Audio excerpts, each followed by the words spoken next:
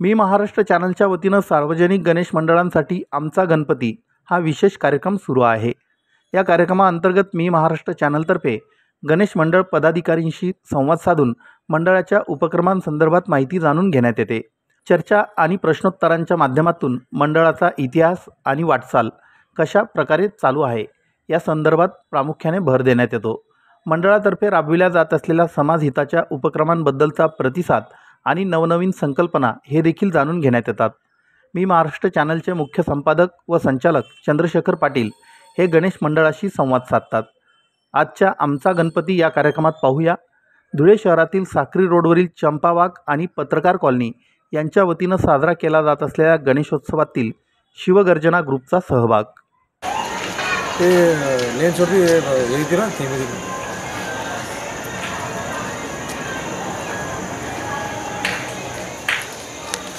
नमस्कार, मी चंद्रशेखर पाटील।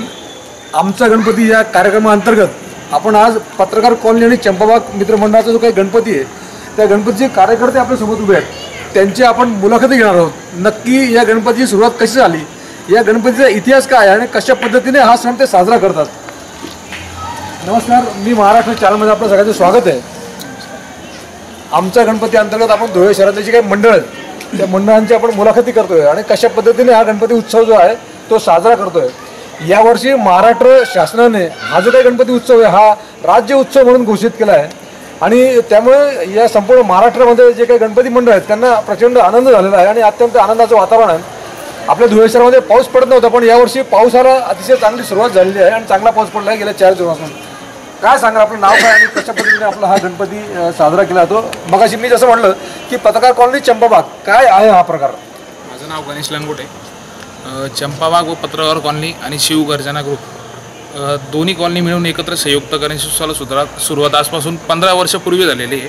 तेव्हापासून तर आत्तापर्यंत कोविडचे 2 वर्ष जर आपण सोडले तर अखंडित गणेशोत्सव साजरा करण्यात येतो। काय सांगाल आपण? माझे नाव मिथुन राजेंद्र कासार। आमच्या कॉलनीत एकता आणि संघटन पहिल्यापासून करत येत आहोत आणि उत्सव आम्ही एकाने करतो आणि एकत्र मिळून करतो। कुठल्याच गोष्टीत भेदभाव करत नाही आम्ही आणि संघटन ठेवतो आम्ही आमच्या कॉलनीत। बस आमच्या कॉलनीत संघटन ठेवतो, कुठल्याही प्रकारचा भेदभाव आम्ही करत नाही। आपण काय सांगाल, काय या गणपती उत्सवामागचा उद्देश आणि काय कशा पद्धतीने साजरा होतो? माझं नाव सुधाकर जगन्नाथ चिंचोले। पत्रकार कॉलनी व चंपाबाग संयुक्त विद्यमाने गणपती गेल्या 15 वर्षापासून बसवतो आहे आपण आणि याच्यामध्ये महिला असो पुरुष असो सगळे मुलं असो हिरिरीने भाग घेतात व कार्यक्रम व्यवस्थित पार पडतात। एक वैशिष्ट्य आहे आणि सगळी संघटना आहे आमची, सगळी दोघं कॉलनी मिळून,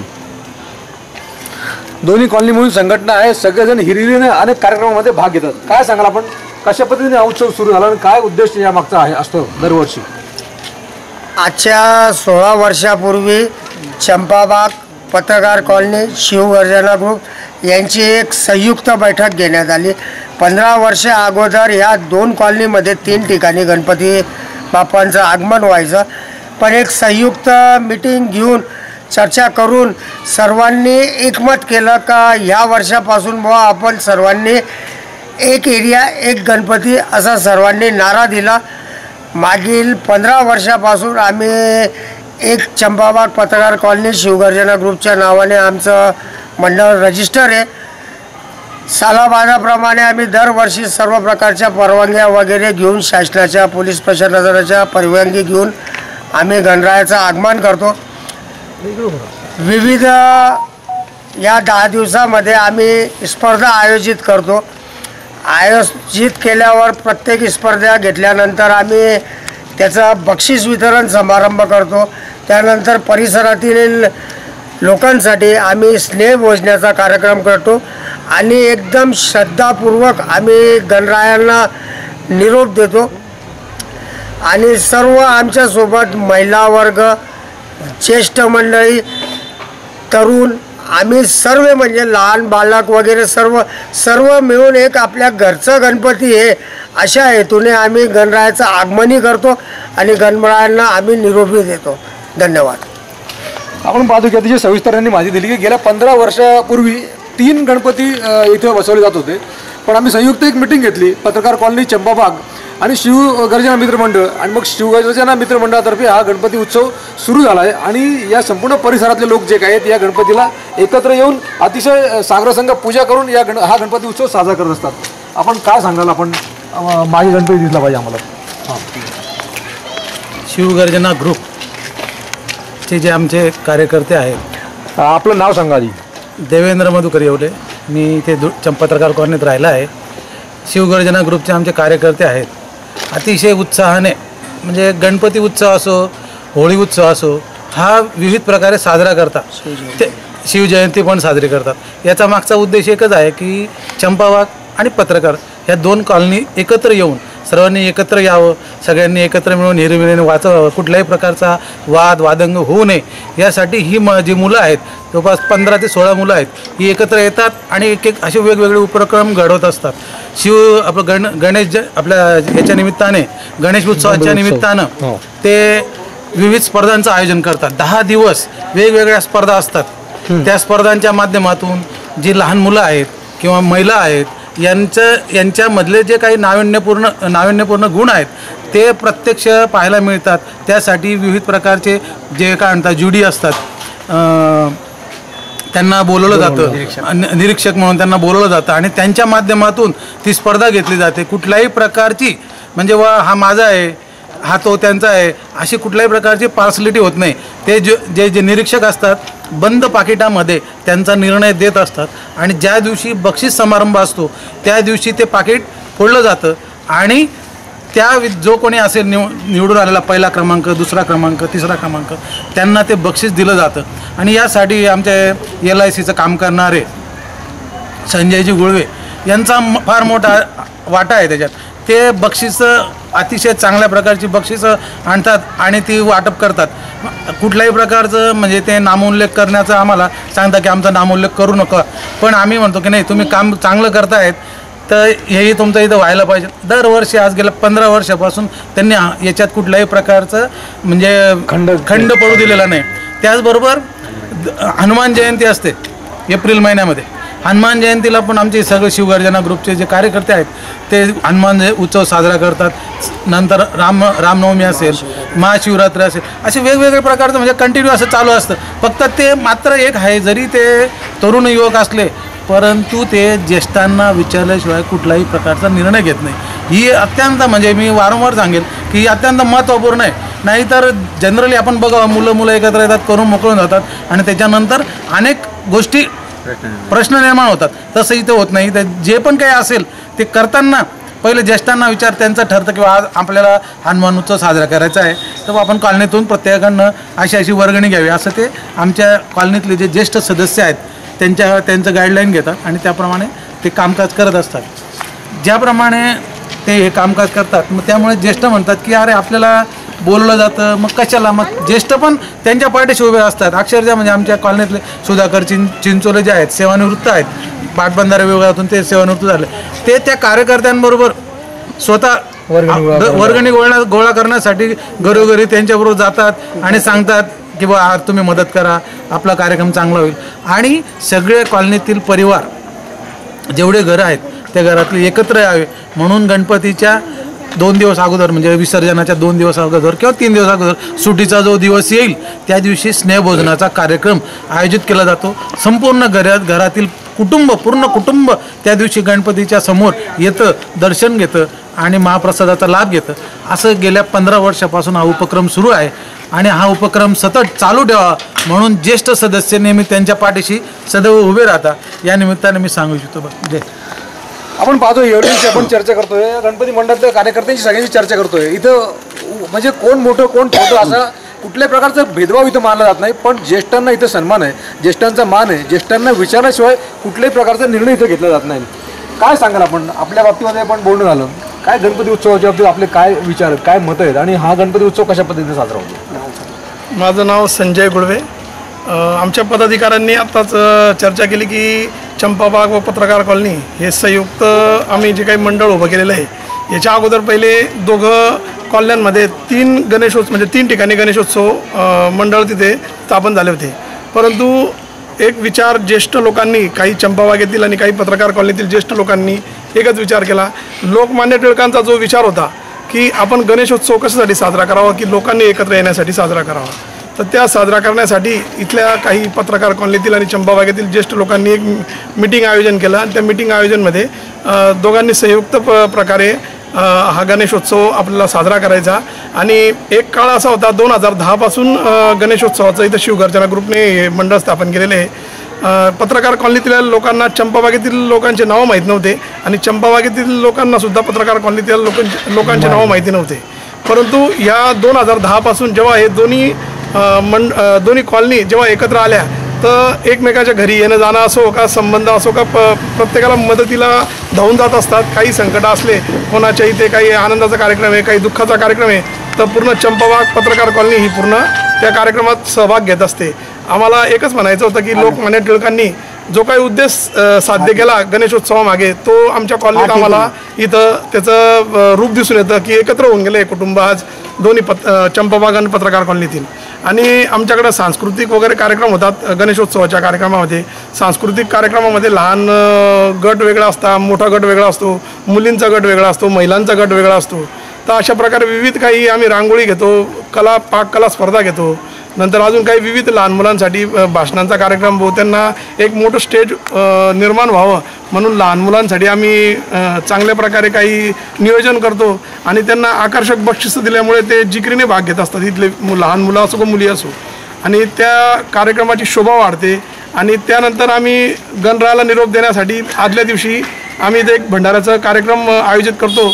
आम्ही प्रत्येक घरात चंपाबाग असो का पत्रकार कॉलनी असो चुलीस आमंत्रण आमचं हे ठरलेलं असतं आणि आमचे मंडळ आणि पदाधिकारी प्रत्येकाच्या घरात जाऊन विनंतीपूर्वक सर्वांना आमंत्रण देत असतात या प्रसादाचं. आणि म्हणजे ज्येष्ठ जे असतील, जे काही घराच्या बाहेर निघू शकत नाही, त्यांच्यासाठी टिफिनची पण व्यवस्था आमची कॉलनी करत असते, आमचं मंडळ करत असतं.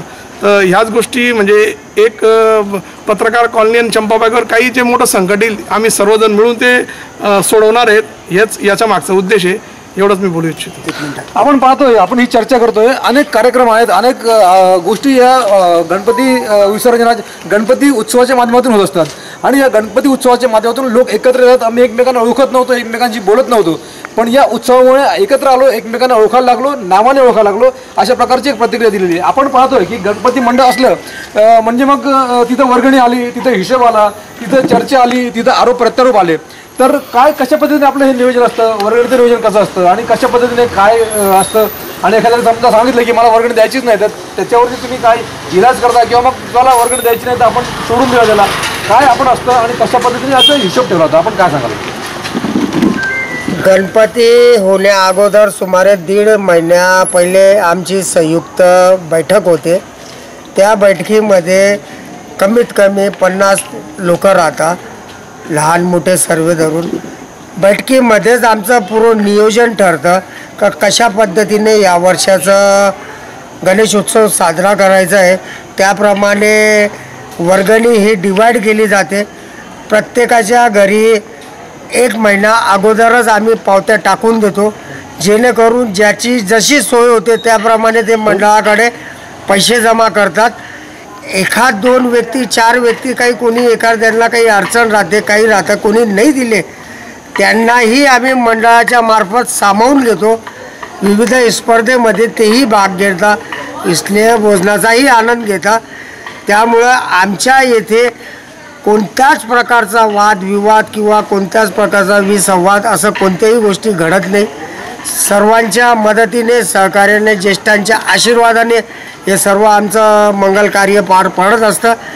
आमच्या या शिवगर्जना ग्रुप आणि चंपाबाग पत्रकार कॉलनी मित्रमंडळाच्या ची दखल मी महाराष्ट्र चॅनलचे संपादक सन्माननीय चंद्रशेखर पाटीलजी, चॅनलचे सहसंपादक सन्माननीय सचिन भाऊ बागुल यांनी जी दखल घेतली त्याबद्दल मी आपला मंडळाच्या वतीने आभार व्यक्त करतो. धन्यवाद. मी मगाशी एका विषयाकडे असं आलो होतो की सार्वजनिक उत्सव म्हटला म्हणजे वर्गणी आली म्हणजे हिशोब आला आणि या बाकीच्या गोष्टी आल्या, आरोप प्रत्यारोप आले. काही वोटर मोजणे की लोक जे काय असतात ते आरोप करत असतात, त्यांना काहीच करायचं नसतं, ते फक्त आरोपच करत असतात. पण अशा आरोपांना सामोरं जाताना कशा पद्धतीने हिशोब ठेवला तर काय आपण सांगाल, काय या बाबतीत आपण बोलाल. या संदर्भामध्ये जी काही मंडळाकडे वर्गणी जमा होते त्याचा सविस्तर लेखाजोखा जो आहे तो आमचे मंडळाचे ज्येष्ठ सदस्य आदरणीय सुधाकरजी चिंचोले की ज्यांच्यावर पूर्ण कॉलनीतील म्हणजे चंपाबाग आणि पत्रकार कॉलनीतील जे रहिवासी आहे त्यांचा परिपूर्ण असा विश्वास आहे. त्यांच्याकडे ते सगळं सोपवलं जातं आणि प्रत्येक गोष्ट जी आहे म्हणजे समजा लाईटिंग लावायची असेल तर लाईटिंगवाल्याला पेमेंट करायचं असेल, मंडपवाल्याला पेमेंट करायचं असेल किंवा आपल्याला भगवंताची मूर्ती घ्यायची असेल त्या साऊंड सिस्टीम जे काय असेल त्याचं पेमेंट त्यांच्या माध्यमातून केलं जातं.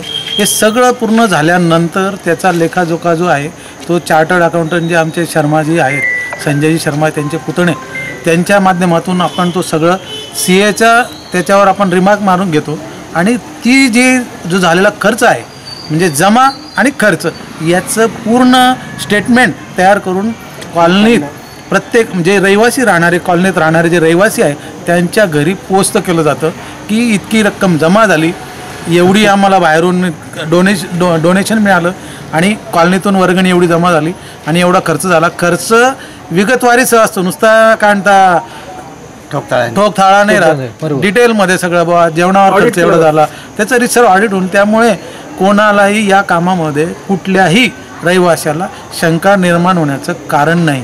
ही अत्यंत सगळ्यात महत्त्वाची गोष्ट आहे. त्यामुळे किंवा यांनी पैसे वर्गणी जमा केली, यांनी खाल्ली, यांनी हे केलं हा विषयच राहत नाही, आरोप प्रत्यारोपचा विषय येत नाही. आल्यानंतर कार्यकर्ते आल्यानंतर किती या बैठकीत 1100 रुपये मग काय जे ठरलं असेल वर्गणी त्याप्रमाणे कार्यकर्ते जे येतात बाबा या असं ठरलेलं आहे आणि तो जो विषय आहे तो 1 महिन्या म्हणजे गणपती बसण्याच्या 1 ते 1.5 महिना अगोदर होत असल्यामुळे सगळ्यांना जाणीव होऊन जाते किंवा आपल्याला गणपती उत्सवासाठी आपल्याला एवढी वर्गणी द्यायची आहे. सातत्याने जे कार्यकर्ते असतात ते कार्यकर्ते वेगवेगळ्या प्रकारचे असतात, वेगवेगळ्या वयोगटाचे असतात. त्यांच्यावरती आरोप केला जातो की या गणपतीच्या पैशात नाही अशा प्रकारे तुम्ही येऊ करतात तेऊ करतात किंवा काही ठिकाणी व्यसनं देखील केले जातात अशा प्रकारचा आरोप लावला जातो. आपल्याकडे अशा काही घटना घडल्या किंवा काय आपण सांगाल? याच्या मागे हे म्हणजे आरोप जे प्रत्यारोप करतात इथं म्हणजे प्रत्येक कॉलनीत ते असतं, प्रत्येक एरियामध्ये असतं ते या गोष्टी घडतच असतात.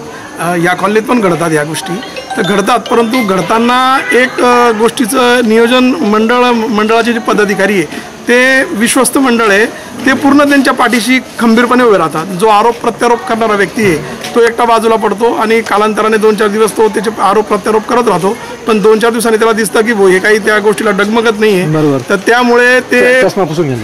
त्यामुळे ते आरोप प्रत्यारोप जे ते त्यांचे मागे सरकून जातात आणि ते परत पुन्हा त्याच मंडळामध्ये त्याच कार्यासाठी ते परत येत असतात.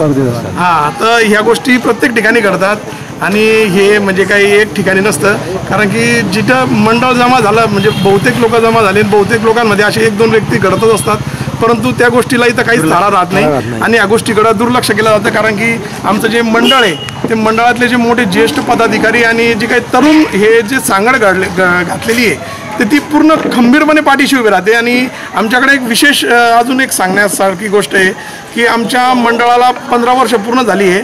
फक्त कोविडचे 2 वर्ष जे खंड पडलेले आहे ते खंड जर सोडले तर आमच्याकडं आतापर्यंत 13 जणांची तरुण मुलांची निवड अध्यक्षपदी होत असते आणि दरवेळेस आम्ही अध्यक्ष निवडतो, उपाध्यक्ष पण वेगळा निवडतो आणि एक सचिव असं 3 पदं आम्ही वेगवेगळ्या पद्धतीने निवडत असतो आणि प्रत्येकाला त्याचा अनुभव दिला जात असतो की जेणेकरून हे ज्येष्ठ जेव्हा कार्यकर्ते याच्यातून जर बाहेर होत असतील तर यांना या गोष्टीचा अनुभव आला पाहिजे.